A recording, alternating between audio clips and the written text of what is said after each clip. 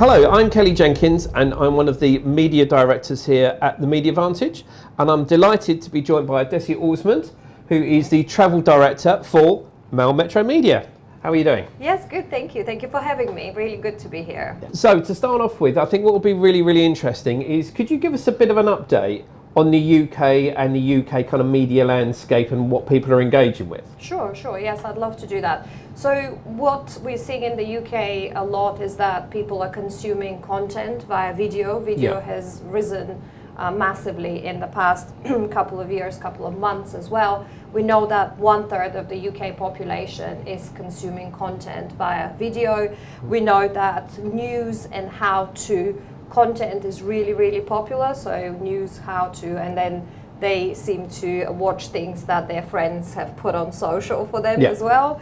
And we know that a lot of people want that more of that light-hearted news content for them to see, and that's why we've sort of evolved a lot of our propositions to give people kind of that sort of content throughout our social channels as well as the digital channels. So is there kind of a trend where people will they'll see the information on short form, so they might see it on one of your social channels, and then from there they'll go into a longer form, so that's what will lead them over to the website and the papers? Yes, and then the papers are still, there was quite a bit of a decline in the UK in terms of the print papers, but now it's stabilized, so print is back on very strong. We know that Metro is the largest circulating daily newspaper with over 1 million copies every single day. So again, you know, the print is still very much out there, but it's kind of how people want to consume the information. If they wanted to know a bit more, they will go to the website, or, you know, we've got the kind of mail where, you know, it's a different audience who receive the newspaper at home. So we're still the highest circulating daily paid for newspaper as well in the UK. So one of the things I wanted to kind of discuss with you, Mail Metro is known very much as a legacy media. People are familiar with the brands, are familiar with Daily Mail, Metro, etc. But it's very much, the thought is it's print. So how has Mail Metro kind of changed that from a legacy media brand, and what kind of things are they currently doing to service the current market? So we're doing a lot more. Our proposition is very much content. So it's print, digital and video content that we're very strong on, and our audience love to hear from creators. There are people out there that kind of creates those articles for them every single day. We've got 1,700 articles that put out every single day, but also for us, what we know is the dwell time of those articles is really quite high. It's over 25 minutes average, which, you know, again, gives us the confidence that people, yes, they're time poor, but, you know, when they want to read about something that interests them, they spend the time, whether it's football, whether it's holidays, whether it's fashion, you know, we have everything there for them.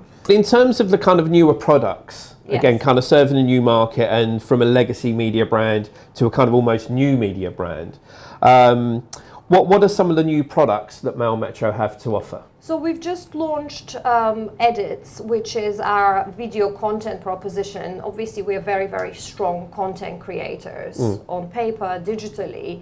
And because the market has changed and clients want to show their video opportunities, we create short edits for the client with the client's brief in mind. And it's a very quick turnaround time, 2 to 3 weeks. And then the client fills in a very simple form. We look at what is the template that they want to use. We look at what is the outcome. So the outcome could be clicks or views. And we use the client's targeted audience that they have given us to put those out there. So we use all our video formats, which we have a lot of. So we've got the legacy formats, we've got the social formats. So that those edits would be across all the different platforms. So, and also I think another area that you're very strong in, which is becoming increasingly more and more engaging, is podcasts. Yes. So we've had podcasts for 6 months now, and they're doing really well. So again, you know, they're different genres that clients can kind of get involved with, starting from sports to fashion, and we're looking into travel as well to come up next for that. To wrap up, how was ATM for you? It was brilliant. I haven't been here for 20 years. I used to live here 20 years ago and loved the region, and it was just so busy. You know, it was probably the busiest show that I have ever been to. It was even difficult to pass by the stands, which was great. There is a lot of buzz. I'm really excited about things that are happening in Saudi Arabia.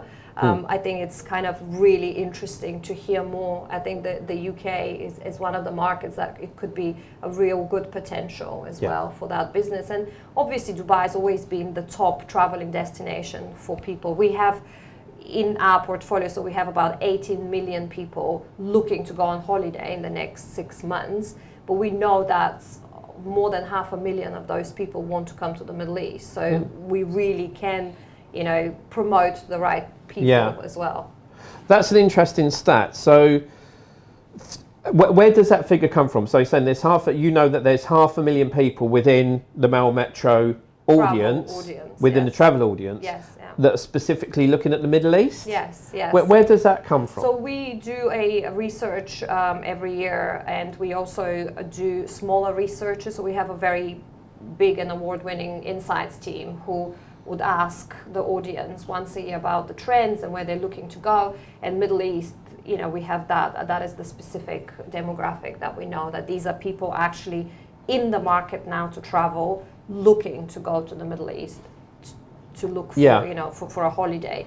And simply because, I mean, that is the trends. That was one of the things that, you know, really came out, is that after COVID, people want to escape, people want to experience luxury, they want to eat amazing food, which the Middle East always offers.